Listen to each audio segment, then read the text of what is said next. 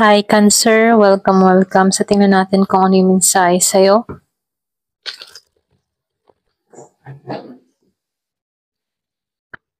Be open-minded po, hindi po halos lahat makaresonate.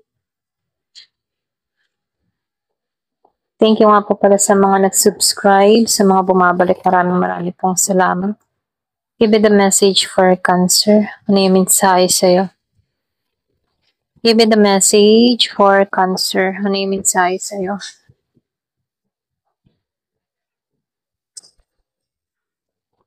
Give me the message for Cancer.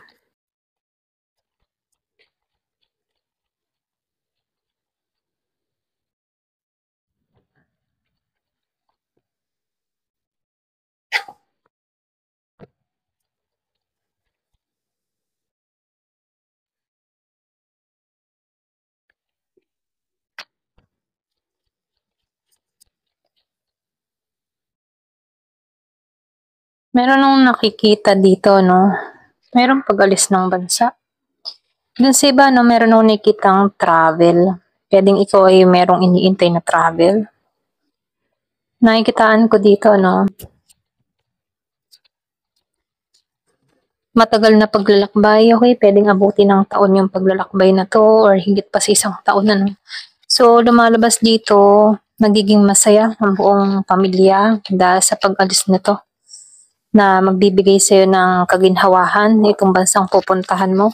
So, yung iba naman sa inyo, meron akong nakikitang tao na parating sa buhay mo.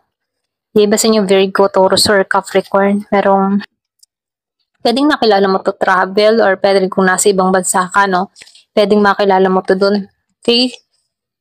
So, nakikitaan ko dito, merong pagkakaisa, magandang samahan, meron ding chemistry sa inyong dalawa.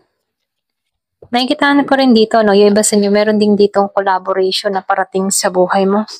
Pwedeng usaping pera, doon sa iba, trabaho, so kasosyo, or pwedeng merong iaalok sa'yo na offer.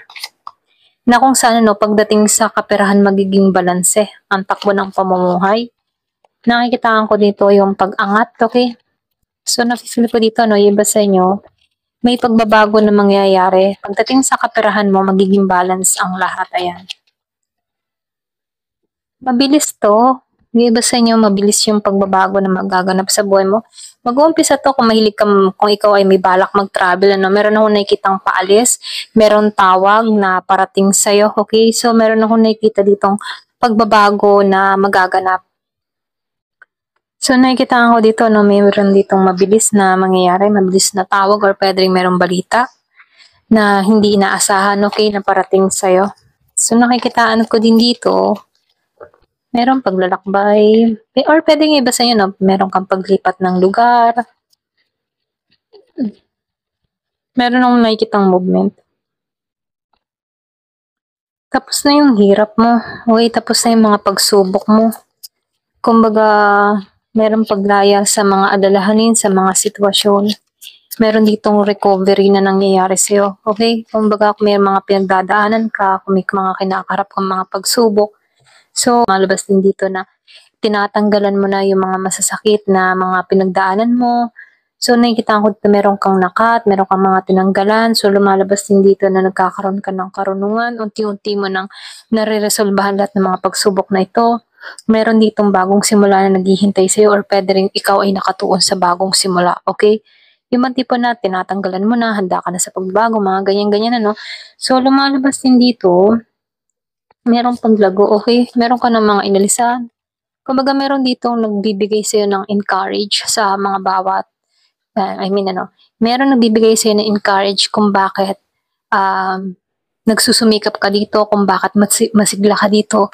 Kumbaga, may direksyon yung buhay mo ngayon, okay? So, nakikitaan ko dito, nagiging maayos yung takbo ng pamumuhay.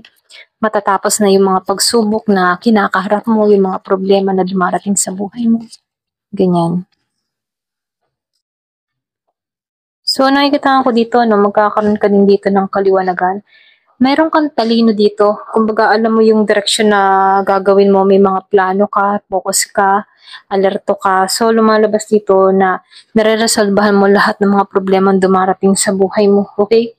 So, ito na yung nafe-feel ko sa'yo, no? Nagkakaroon ka ng kaliwanagan sa mga pagsubok na kinakaharap mo. So, dito, no, lumalabas din dito.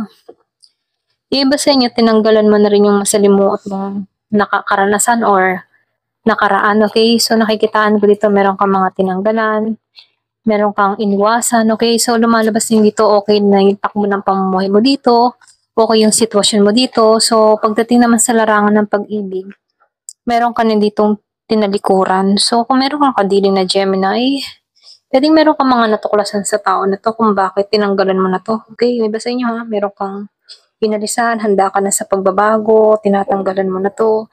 Andito ka sa pagbabago ngayon na kung saan ano, ini-embrace mo to. So, nakikitaan ko din dito, no, wala pang pagkikita mula sa inyo ng taong ito. Okay?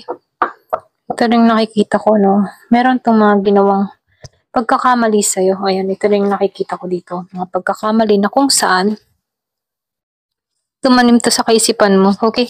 Dito, no, yung iba sa inyo, meron ka ditong iniwasan na tao.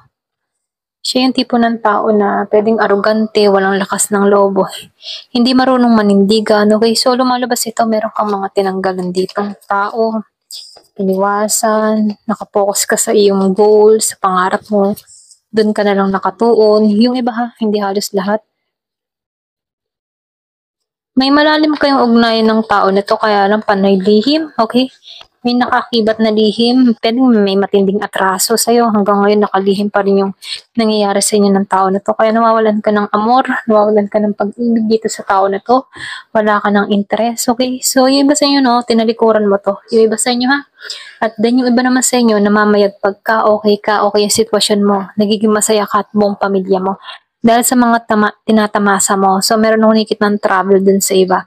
Ayan, so tingnan natin ano, na kung saan magbibigay ng tagumpay sa'yo yung travel na to, okay? Give me the message, ano pa yung mensahe?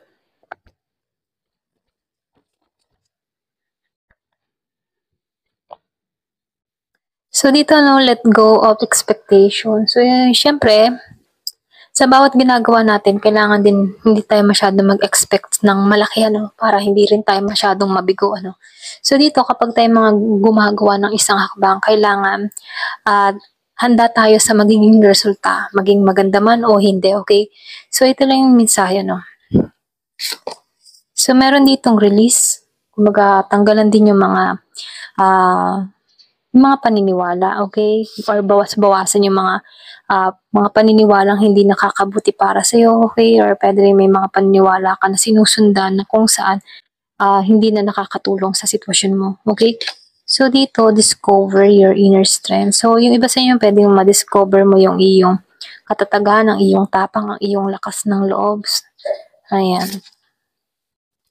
And then, comfort zone, ano. So, kailangan din masyado din tayong mag-ingat, ano. Lalo-lalo na sa mga nangyayari sa buhay natin, kailangan may boundary, okay? So, dito, no, kasi naka-comfort zone ka dito, meron kang proteksyon or meron kang pag-iingat or pwedeng sabihin sa panahon ngayon, hindi ka na basta-basta nagtitiwala, nag-iingat ka sa mga desisyon mo, okay, sa mga hakbang na gagawin mo. So, nakikitaan ko dito na buo yung kalooban mo, okay? Ayan, ito rin nakikita ko sa'yo. Ayan, thank you for watching. Love and peace.